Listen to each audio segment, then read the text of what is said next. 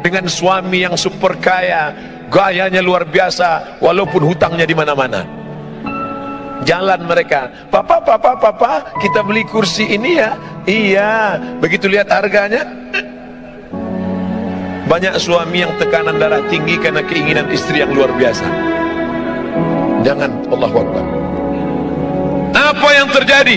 Orang tahu hasilnya, tapi proses dia untuk sampai ke Jakarta orang tidak pernah tahu. Seorang gadis cantik jelita melihat di etalase kaca cincin indah rupawan berjalan bersama seorang laki-laki yang gagah perkasa. Mas, nanti di hari pernikahan kita pakai cincin ini ya. Iya, cincin emas kuning berkilau dengan permata intan yang luar biasa. Orang cuma tahu cincin emas disematkan di tangan seorang mempelai perempuan, tapi orang tidak pernah tahu proses cincin itu menjadi cincin bagaimana.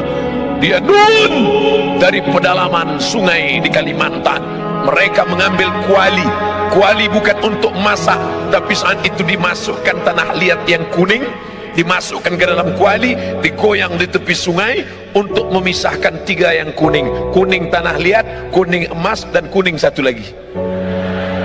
Setelah diadakan seleksi fit and proper test, yang tanah liat buang, yang kotoran sampah buang, hanya menghasilkan butiran-butiran emas kecil. Butiran emas ini disatukan dengan emas, lalu kemudian dibakar, diberi merkuri, lalu kemudian dipahat, lalu kemudian diukir, lalu kemudian dibentuk, dilihat oleh tukang emas yang begitu indah dengan kacamata super besar. Lalu mereka melihat detail, cantik, unik, indah. Orang tidak pernah tahu proses itu, orang cuma tahu hasilnya saja. Allah tidak tanya kita, hai sahabat hijrah, sudah berapa orang yang kau buat bertobat? Hai ustadz, sudah berapa orang kau beri hidayah? Ustadz somad ceramah di tempat orang yang sudah baik-baik. Ini yang di depan saya ini insya Allah semuanya baik-baik, amin. Mereka meluangkan waktunya di hari libur, tinggal di ibu kota Jakarta, sibuk, macet, ribet, sulit, susah.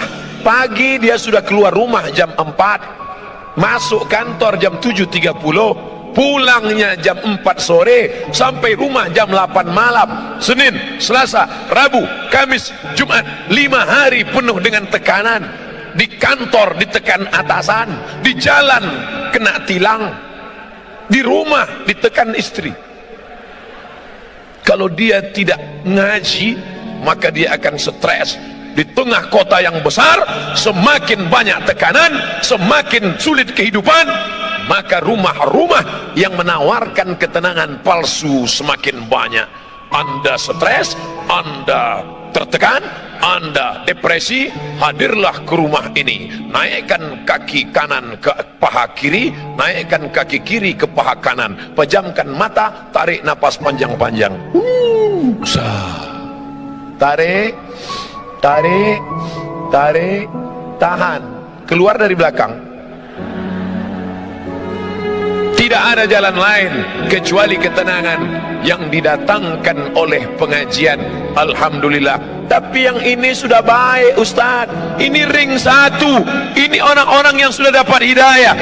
Lalu yang menyentuh mereka yang masih di diskotik, yang masih di lapangan parkir, yang masih di tempat-tempat maksiat, yang masih dugem. Ustaz kayak tahu aja dugem, tahu, duduk sambil gemetar. Yang masih melakukan perbuatan dosa, siapa yang menyentuh mereka?